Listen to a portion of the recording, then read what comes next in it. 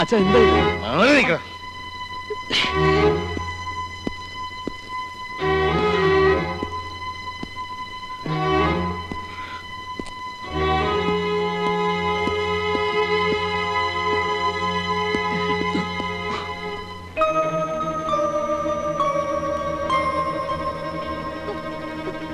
ഈ നിൽക്കുന്ന ആരാന്ന് നിനക്കറിയോ? ഇനി സത്യം പറ, നീ എന്റെ ബാലനാണോ? അതെ, ഞാൻ. നിർത്ത്. അങ്ങനെയാണെങ്കിൽ ചെറുപ്പത്തിലുണ്ടായ ഏതെങ്കിലും ഒരു സംഭവം പറയാവോ?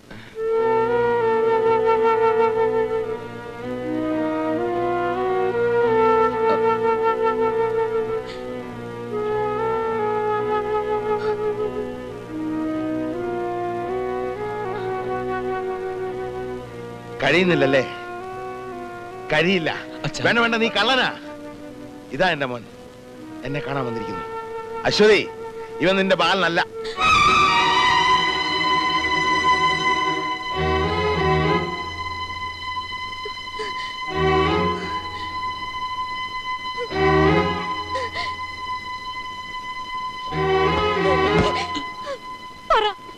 എന്റെ ബാലേട്ടനാണോ? എന്റെ ബാലേട്ടനാണോ? എന്റെ ബാലേട്ടനാണോ? അല്ല, ഞാൻ നിന്റെ ബാലേട്ടനല്ല.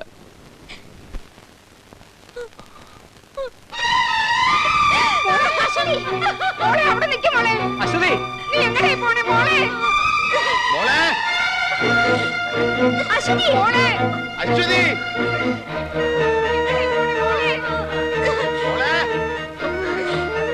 അശ്വതി, മോളെ അശ്വതി, അശ്വതി,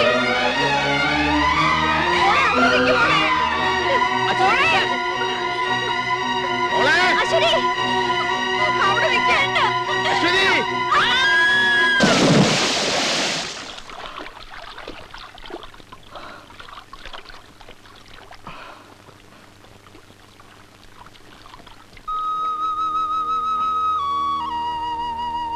ഇല്ല, പാടില്ല. ഒരുപക്ഷെ എന്റെ അശ്വതിക്ക് അത് ഒരിക്കലും താങ്ങാൻ കഴിഞ്ഞെന്ന് വരില്ല. ഞാൻ കാരണം അങ്ങനെ ഉണ്ടാവാൻ പാടില്ല.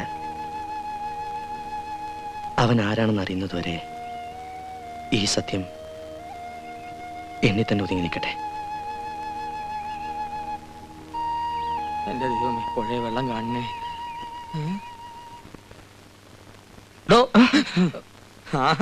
ഇവിടെ വന്ന് കിടക്കുകയാണല്ലേ? സംഭവമൊക്കെ ഞാൻ അറിഞ്ഞു. അപ്പോ ഈ ഉദ്ദേശം മനസ്സിൽ വെച്ചുകൊണ്ടാണ് താൻ എന്റെ കൂടെ ലീലാവതി അമ്മയുടെ വീട് വരെ വന്നത്. എന്റെ ഒരു സമയദോഷം.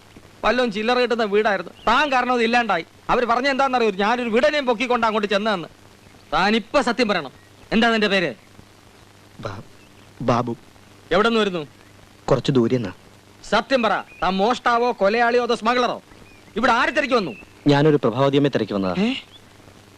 ഈ പ്രദേശത്ത് ആകെ ഒരു പ്രഭാതി അമ്മയല്ലേ ഉള്ളൂ. അതെന്റെ അമ്മയാണല്ലോ. അവരെ തന്നെയാ. എന്റെ അമ്മോ? നാരായണ നാരായണ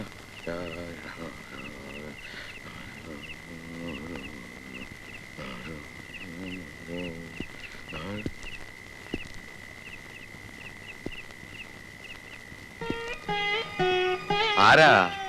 ഞാനാ.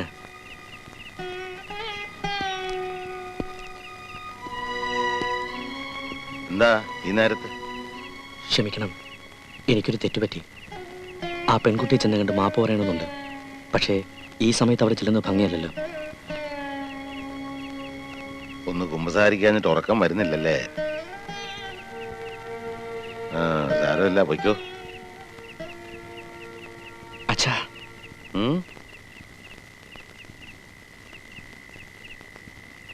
മോളെ, എന്താ?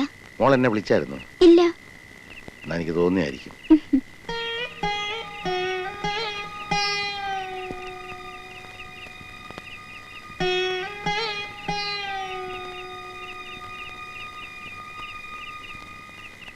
എന്നാൽ അത് അവൻ തന്നെ, സംശയം വേണ്ട.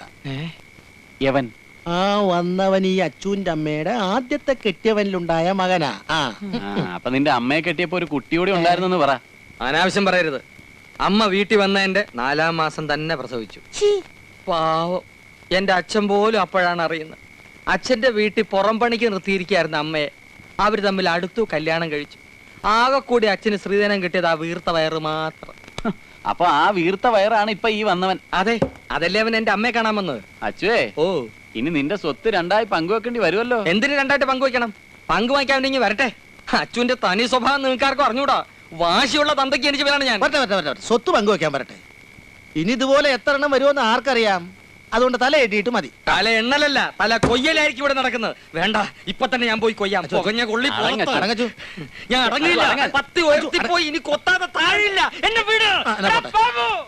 അയ്യോ, അവൻ കൊത്തുമെന്ന് പറഞ്ഞാൽ കൊത്തും. ഇവൻ എന്തിനാ ഇവിടെ വന്നിരിക്കുന്ന? തേടിയ വള്ളി കാലിച്ചു.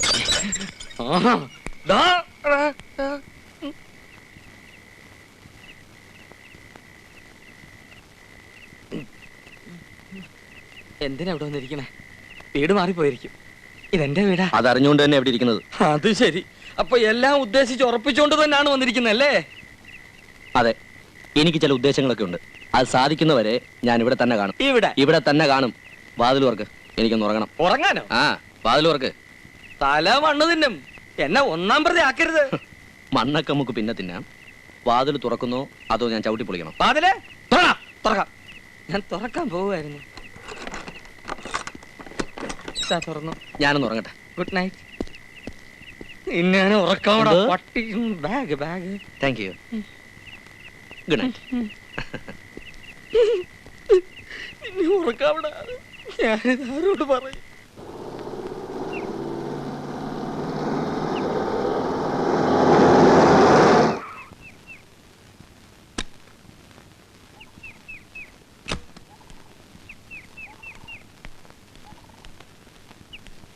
ഞാൻ രാമു. ഹലോ. ഹലോ. സത്യത്തിൽ എനിക്ക് കേട്ടപ്പോൾ പ്രയാസം തോന്നി. ചേച്ചേ, ഈ നാട്ടിൽ വന്നിട്ട് ഇങ്ങനൊരു സംഭവം ഉണ്ടാകുമെന്ന് വെച്ചാൽ ഏതായാലും അവർക്കൊക്കെ വേണ്ടി ഞാൻ ക്ഷമ പറയുന്നു. അല്ല, നമ്മൾ ആരാണെന്ന് മനസ്സിലായില്ല. ഒക്കെ പറയാൻ വേണ്ടിയാണ് ഞാൻ വന്നത്. വരണം, വന്നാട്ടെ. കയറണം. വിശ്വസിക്കാം, എന്തും എന്നോട് പറയാം. അപ്പൊ തന്നെ വന്ന് രാമേട്ടനെ കണ്ടാ മതിയായിരുന്നല്ലോ. നീ ഒരു മണ്ടൻ. ഞങ്ങൾ ആദ്യമായിട്ട് കാണുകയല്ലേ, പിന്നെ എങ്ങനെയാ എന്നെ കുറിച്ച് അറിയുന്നത്? ഒന്ന് കൈ കയറി പിടിച്ചെന്ന് കരുതി ഇത്രയും തല്ലിയത് ശരിയായില്ല. ക്ഷമിക്കണം, എന്നെ ഇവിടെ കൂട്ടിക്കൊണ്ടുവന്ന് എന്തിനാണെന്ന് പറഞ്ഞില്ല. ഓഹോ, അത് പറയാൻ മറന്നു. നമുക്ക് ആ പ്രശ്നം ഒന്ന് കൈകാര്യം ചെയ്യല്ലേ? സാർ ഇവിടുത്തെ പഞ്ചായത്ത് മെമ്പറാണെന്നുള്ള കാര്യം ഞാനിപ്പോഴാണ് അറിഞ്ഞത്. പ്രശ്നം വരുമ്പോൾ വക്കാലത്തിന് വിളിക്കാം. എന്നാ പോട്ടെ. ആട്ടെ. ഗോപിയേ, എന്തോ ഇവനെ നമുക്ക് വേണ്ടി വരും. എന്റെ ദൈവമേ.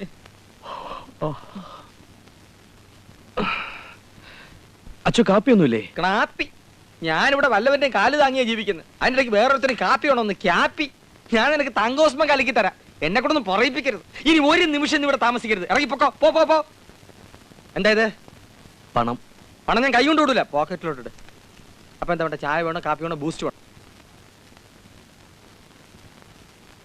കുട്ടി,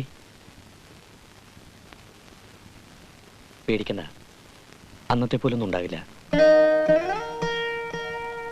ഒന്ന് മാപ്പ് പറയാൻ എങ്ങനെ മുന്നിൽ കിട്ടുമെന്ന് ഞാൻ ആലോചിക്കായിരുന്നു. ഇപ്പൊ ഒരു അവസരം കിട്ടി. സാരമില്ല. പിന്നെ കാണാതായ സഹോദരിയെ കിട്ടാൻ ഞാനും പ്രാർത്ഥിക്കാം.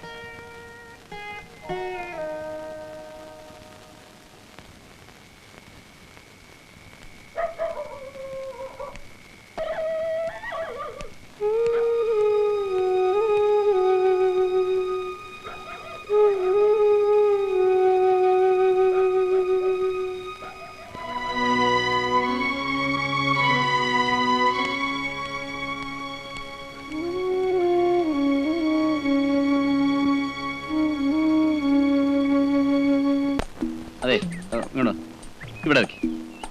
ഇവിടെ അല്ല, ഇവിടെ വെച്ചാ മതി. ഇവിടെ ഇങ്ങോട്ടുണ്ട്. ഇവിടെ അവിടെ തന്നെ വെച്ചാൽ മതി. ഇവിടെ തന്നെ വെച്ചു. ഇങ്ങോട്ട് പിന്നെ അവിടെ അല്ല, ഞാൻ ഇവിടെ വെക്കാനാ പറഞ്ഞത്. അല്ല, അത് ചൂടാവല്ലേ. ഞാൻ ആദ്യം അപ്പുറത്ത് കഴിയണോ അത് ഇപ്പുറത്ത് കഴിയണോ, എവിടെ കഴിയണോ എന്നുള്ളൊരു കൺഫ്യൂഷൻ ആയി പോയി. അതുകൊണ്ടല്ലേ. ഇനിയിപ്പോ അവിടെ തന്നെ കഴിയാം. ഇത് അവസാനത്തെ അവസരമാണ്. ഇന്ന് പറഞ്ഞില്ലെങ്കിൽ ഞാൻ എൻ്റെ ആയുസ്സിൽ പറയലുണ്ടാവില്ല. ഇന്ന് എന്തായാലും പറയണം. രേണു,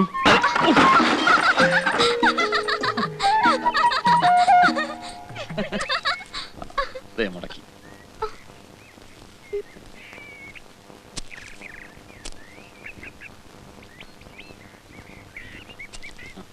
എന്താണ് അത്ര ചിരിക്കാൻ?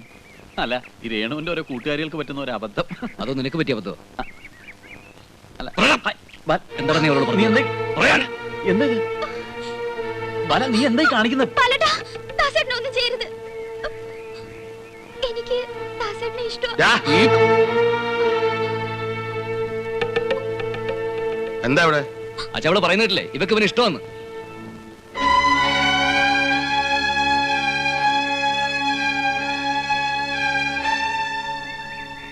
ഞാൻ നന്ദികേടാണ് ചെയ്യുന്നെങ്കിൽ എന്നോട് ക്ഷമിക്കണം. അന്ന് ഞാനൊരു ജീവിതം തേടി വന്നപ്പോൾ എനിക്ക് തന്നു. ഇന്ന് ഞാൻ മറ്റൊന്നുകൂടെ ചോദിക്കാണ്.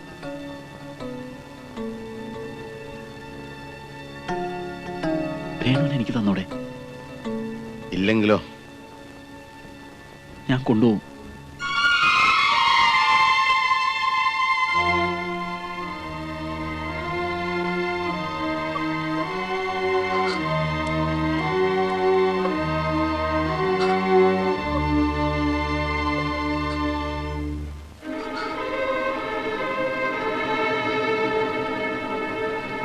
അച്ഛനോട് എന്താ ചെയ്യുന്നത്?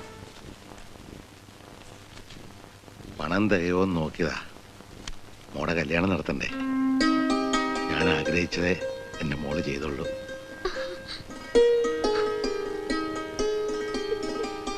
ഇത്ര പെട്ടെന്നൊരു രാജകുമാരനായിട്ട് പ്രൊമോഷൻ കിട്ടുമെന്ന് ദാസൻ സ്വപ്നത്തിൽ പോലും വിചാരിച്ചില്ല.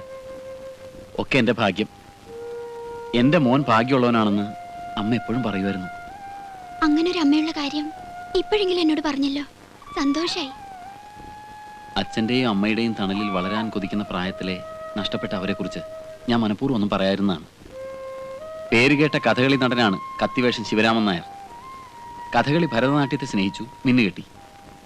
അച്ഛൻ അമ്മയോടുള്ള സ്നേഹം കാരണം എന്നെ ശിവദാസാന്ന് വിളിക്കും.